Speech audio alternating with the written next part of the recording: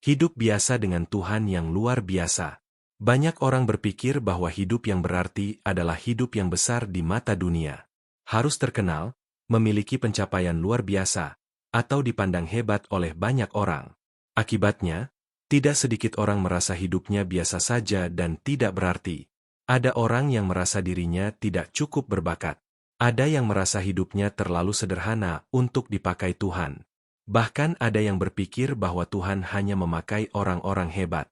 Tetapi Alkitab menunjukkan sesuatu yang berbeda.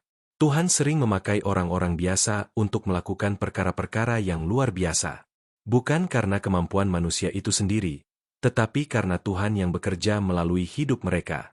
Firman Tuhan dalam 1 Korintus 1 ayat 27-29 berkata, "Tetapi apa yang bodoh bagi dunia, dipilih Allah untuk memalukan orang-orang yang berhikmat, dan apa yang lemah bagi dunia, dipilih Allah untuk memalukan apa yang kuat, dan apa yang tidak terpandang dan yang hina bagi dunia, dipilih Allah, bahkan apa yang tidak berarti, dipilih Allah untuk meniadakan apa yang berarti, supaya jangan ada seorang manusia pun yang memegahkan diri di hadapan Allah."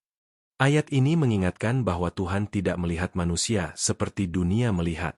Dunia mencari yang hebat dan kuat, tetapi Tuhan melihat hati yang mau dipakai olehnya.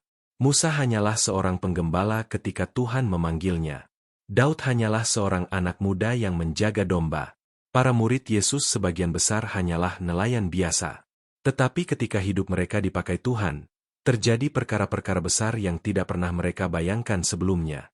Itulah sebabnya kita tidak perlu rendah diri karena merasa hidup kita biasa. Yang membuat hidup menjadi luar biasa bukanlah siapa kita, tetapi siapa Tuhan yang berjalan bersama kita. Seringkali Tuhan bekerja justru melalui hal-hal sederhana.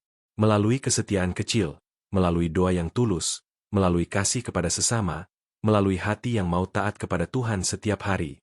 Kadang manusia terlalu sibuk mengejar sesuatu yang besar sampai lupa bahwa Tuhan menghargai kesetiaan dalam perkara kecil. Lukas 16 ayat 10 berkata, "Barang siapa setia dalam perkara-perkara kecil, ia setia juga dalam perkara-perkara besar.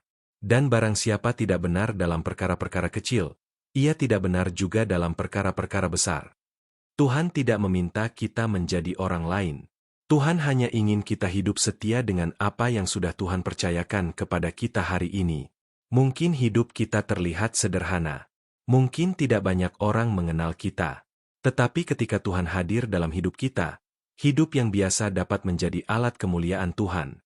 Jangan pernah meremehkan hidup yang Tuhan berikan. Tuhan dapat memakai doa sederhana untuk mengubahkan hidup seseorang.